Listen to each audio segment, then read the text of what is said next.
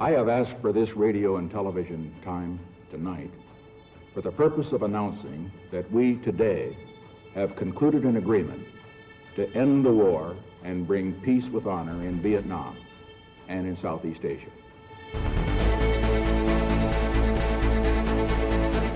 En 1973, el anuncio del entonces presidente norteamericano Richard Nixon fue contundente. La guerra estaba camino a su fin, aunque fue un proceso lento. Recién el 30 de abril de 1975, los tanques norvietnamitas recorrieron las calles de Saigón, la capital de Vietnam del Sur. Las máquinas rugieron por el centro y llevaron a cabo un desfile imponente del ejército popular. Era la victoria que tanto habían esperado desde el comienzo de las operaciones de Estados Unidos en la región. La guerra se había cobrado la vida de 2 millones de asiáticos y casi 60.000 estadounidenses. Esto sin contar el enorme costo político y económico que había recaído sobre Washington. La sociedad americana estaba dividida y desconfiaba de sus líderes luego de 10 años de combates inútiles. No es para menos. Las cicatrices de ese conflicto configuraron no solo la política del tío Sam, sino también la de China y Rusia durante décadas. Esto nos deja una pregunta muy importante. ¿Qué hubiera pasado si la guerra en Vietnam tenía otro resultado? En esta nueva entrega de Historia Militar, te proponemos un juego de suposiciones para ver qué tan distintos serían el siglo XX y XXI si Washington hubiese triunfado en el sudeste asiático. Te aseguramos que el mundo sería un lugar muy distinto.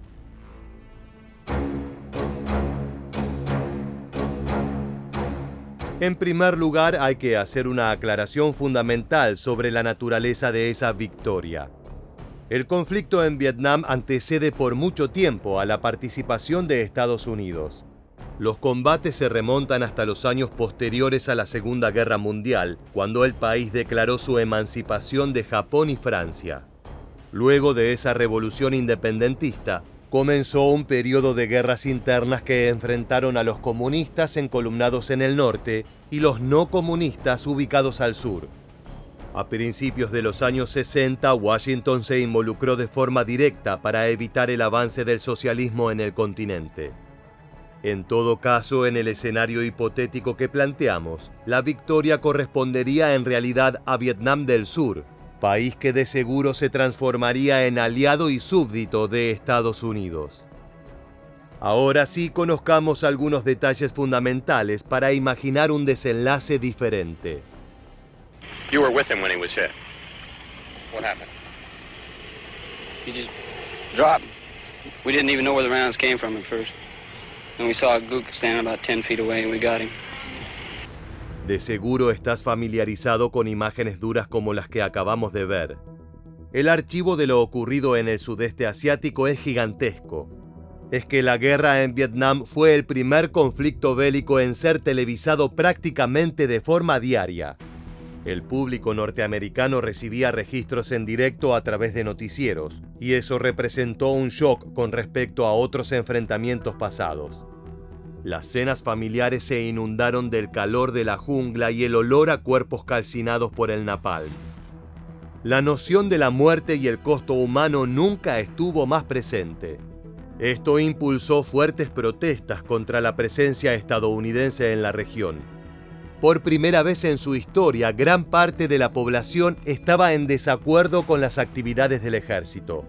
Era un grave problema de legitimidad que fue acentuándose a medida que avanzó la contienda. Pero si bien esto fue un fenómeno constante, es posible marcar el punto exacto en que la opinión pública le dio la espalda a la intervención en Vietnam. Hasta 1968 las noticias que llegaban a Estados Unidos eran violentas y brutales, pero hablaban de una victoria aplastante y de un apoyo por parte de los civiles locales.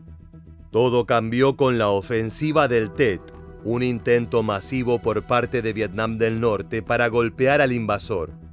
consistía en una serie de ataques sorpresa apoyados tanto en el esfuerzo de las guerrillas como en la cooperación de campesinos.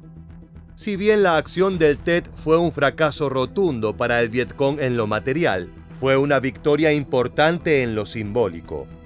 En Estados Unidos quedó más que claro que la guerra estaba lejos de resolverse. También que del otro lado había un enemigo en inferioridad de condiciones, pero nunca dispuesto a claudicar. Por último, que el apoyo de muchos de los civiles estaba con el Vietcong. Los asiáticos no querían la presencia de Estados Unidos, lo que planteaba una pregunta para todos los norteamericanos. Si no nos quieren allí y no estamos ganando, ¿por qué seguimos enviando jóvenes a morir?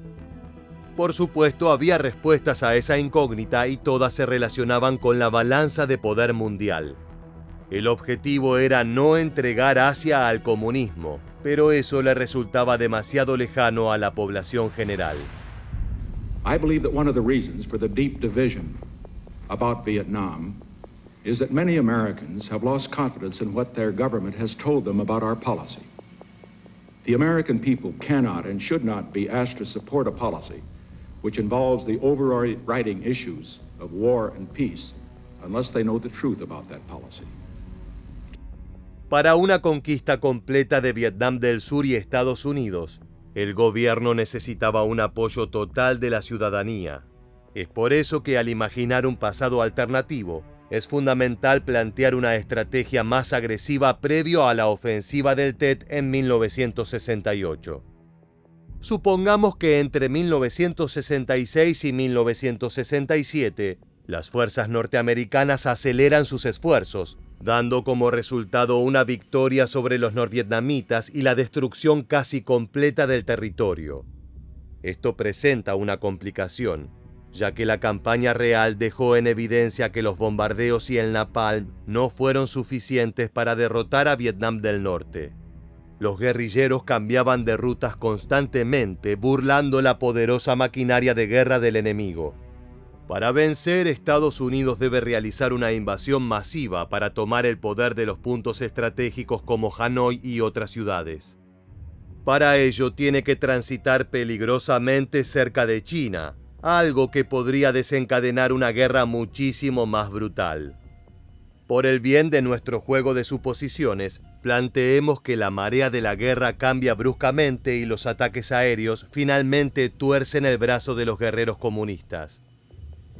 De ser derrotado el Vietcong, el país se unificará nuevamente, pero bajo dominación del sur, transformando a Saigón en capital y destruyendo todas las instituciones comunistas preexistentes. Esa administración estará fuertemente influida por Estados Unidos, no solo en lo administrativo, sino también en lo económico y cultural.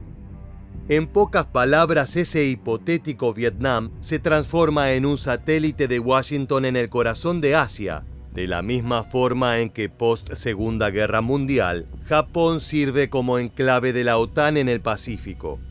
Pero hay un pequeño detalle geográfico. Como te anticipamos, China se encuentra en la frontera norte del país. Es difícil imaginar que el dragón rojo se quede de brazos cruzados mientras el tío Sam planta bandera en su patio trasero.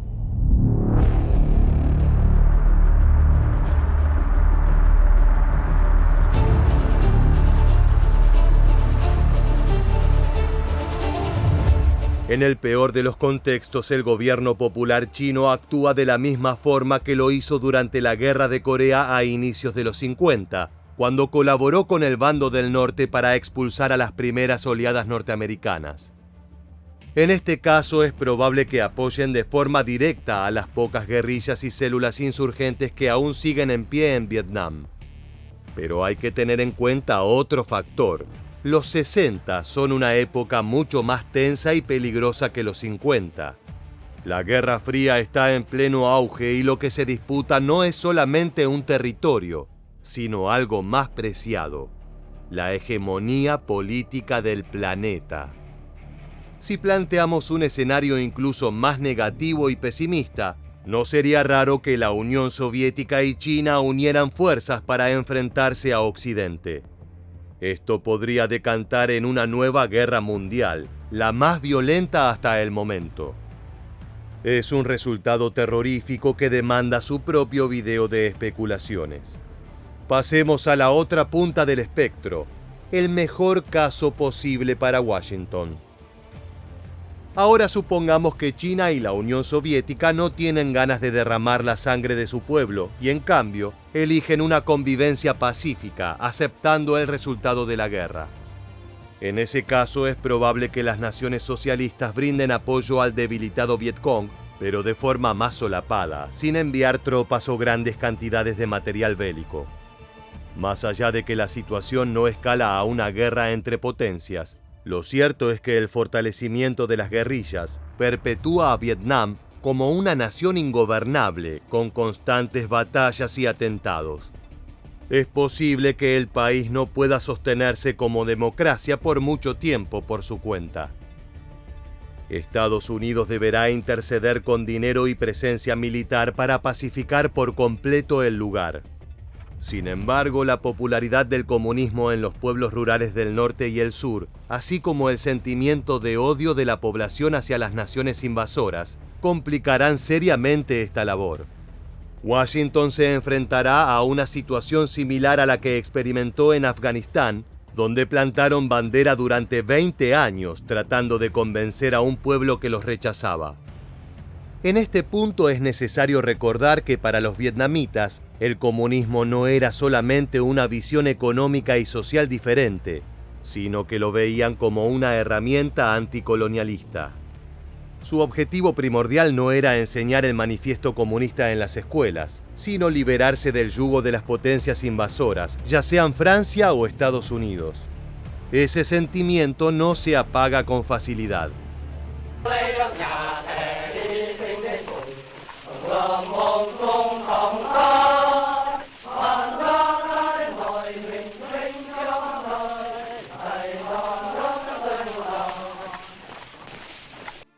En este punto hay dos desenlaces posibles.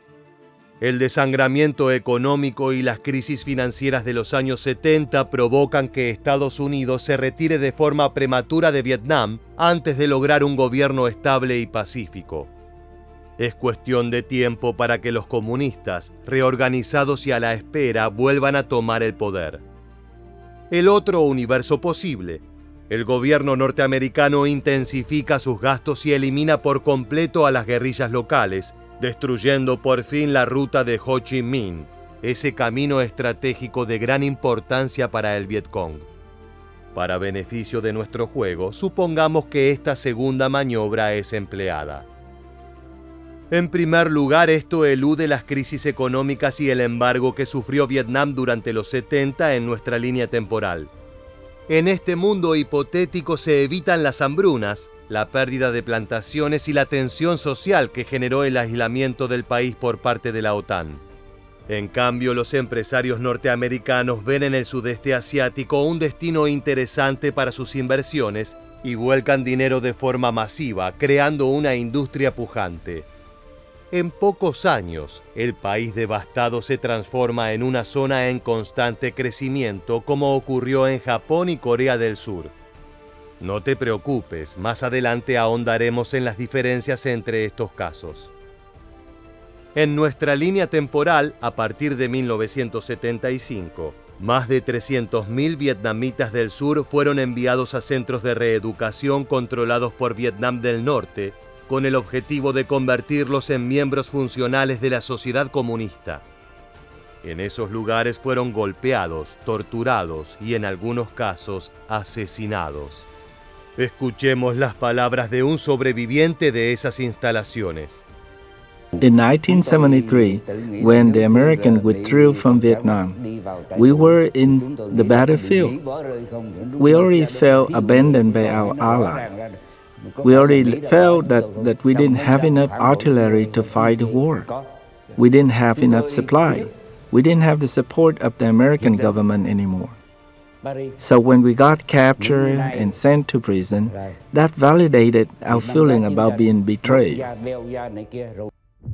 En el país unificado de nuestra hipótesis, esas actividades no tendrían lugar, Aunque sería iluso de nuestra parte suponer que los soldados del Vietcong serán tratados con amabilidad por parte del ejército norteamericano. Por otra parte, el crecimiento económico que te describimos previamente evita que millones de personas se marchen del país hacia otros destinos en busca de oportunidades. Es por eso que jamás ocurre la inmigración masiva de familias del sudeste asiático hacia los Estados Unidos, lo que cambia por completo la configuración demográfica del país durante los últimos años del siglo XX. Otro de los grandes efectos positivos de la victoria estadounidense es que los actos de violencia cometidos por otros regímenes de la región podrían no ocurrir, ya que la presencia de un miembro de la OTAN sería un aliciente muy grande. Algunos historiadores se animan a afirmar que en caso de presentarse una victoria estadounidense, jamás hubiese ocurrido el genocidio camboyano llevado a cabo por el régimen Khmer Rouge.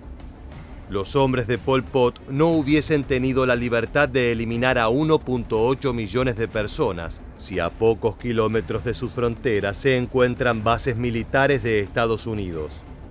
Culminar la guerra antes de 1968 implica evitar una serie de eventos dolorosos que se desencadenaron por la devastación que dejó tras de sí el tío Sam, así como por los embargos y la destrucción de las economías regionales. Eso fue un caldo de cultivo para regímenes violentos que perpetraron actos inhumanos contra las poblaciones más vulnerables. La hipotética victoria de Estados Unidos en Vietnam también implica un cambio en la política internacional. Es probable que un resultado positivo impulse a la nación a interceder de forma directa para evitar la expansión del comunismo. Washington se encargó de participar al menos de forma lateral en prácticamente todos los enfrentamientos bélicos de la segunda mitad del siglo XX. Sin embargo, este envalentonamiento decanta en acciones directas contra países como Cuba y referentes islámicos de Medio Oriente. Esta política más agresiva provoca que Washington ingrese en mayor cantidad de conflictos armados, empeorando considerablemente la tensa relación con el bloque comunista de China y la Unión Soviética. Al ser rivales perfectos, todo lo que hace Estados Unidos termina repercutiendo en las decisiones de Moscú y viceversa. Un Washington más aguerrido y agresivo también implica políticas soviéticas mucho más contundentes. Pensemos en las intervenciones de los rusos en Medio Oriente a finales de los 70 y principios de los 80. En un mundo donde los soldados estadounidenses salieron victoriosos en el sudeste asiático, no hay forma concebible en que Rusia acepte una derrota en Afganistán. En ese caso, su apoyo no hubiera tenido límites hasta lograr la victoria de la República Democrática Afgana por sobre los mujahidines, los combatientes fundamentalistas islámicos.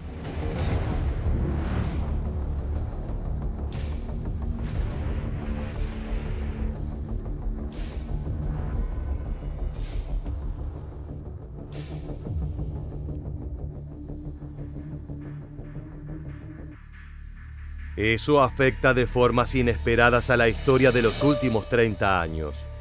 Sin un gobierno de corte yihadista en Afganistán, Medio Oriente ya no es la caldera de terrorismo que decanta en el surgimiento del Talibán y el Estado Islámico.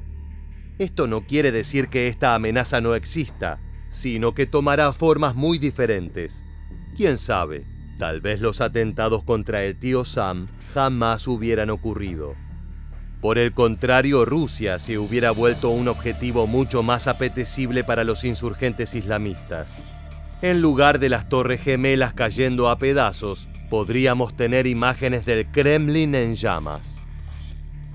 Está claro que Vietnam fue una medida de fuerzas.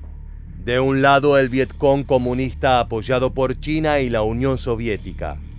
Del otro, el Frente del Sur con la asistencia de Francia, Estados Unidos y sus aliados. Esa puja entre Occidente y Oriente, capitalismo versus comunismo y demás, se hubiera intensificado notablemente en caso de una victoria estadounidense. Pero también hay detalles sociales que afectaron la manera en que actuaron las potencias durante el siglo XX. Como te anticipamos, la ofensiva del Tet y las caóticas operaciones que le siguieron provocaron un férreo movimiento antibélico a finales de los 60. Pero esta postura hubiese tenido éxito si Estados Unidos lograba vencer antes de 1968. Probablemente no. Está claro que siempre habrá voces críticas, pero no un grupo organizado y masivo que protesta en Washington a diario por el fin de la guerra. Esas manifestaciones fueron un símbolo de la época y marcaron el pulso de la opinión pública respecto a las intervenciones en el exterior.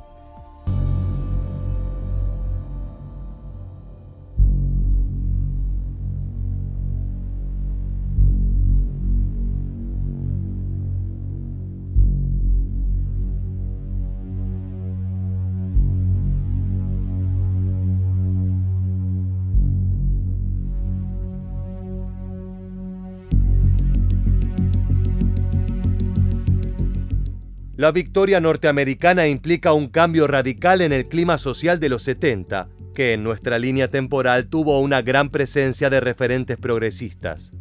En cambio, el éxito militar podría adelantar una década las políticas conservadoras adoptadas por Reagan en los 80.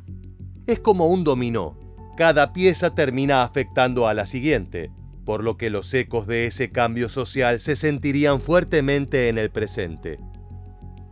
Si bien es tentador tomar como ejemplo lo ocurrido en Corea, con su división territorial y la marcada diferencia en desarrollo social e industrial entre norte y sur, Vietnam es un caso muy distinto. En primer lugar, la separación del territorio en dos partes jamás estuvo en los planes de ninguno de los bandos. La unificación era un fin primordial y nunca se hubiese podido llevar a cabo efectivamente como en Corea. Además, el gobierno comunista del norte tiene políticas muy disímiles a su par norcoreano, siendo un tanto menos personalista y dándole mucho más énfasis al rol del campesino en el funcionamiento social. Este análisis hipotético sirve no solo para imaginar mundos alternativos, sino para comprender la importancia del conflicto en Vietnam a la hora de pensar la segunda mitad del siglo XX. No solo fue una derrota de Estados Unidos, sino que implica el triunfo de un modelo económico, la rivalidad entre potencias, el cambio de estrategias internacionales y el comienzo de nuevos movimientos progresistas. Con la sangre de millones de caídos en el sudeste asiático, se escribieron varias de las páginas de la historia moderna. Antes de despedirnos, nos gustaría incluirte en este universo de suposiciones. ¿Qué crees que hubiera ocurrido en caso de una victoria estadounidense? Déjanos tu respuesta en la caja de comentarios. De esta manera llegamos al final del video.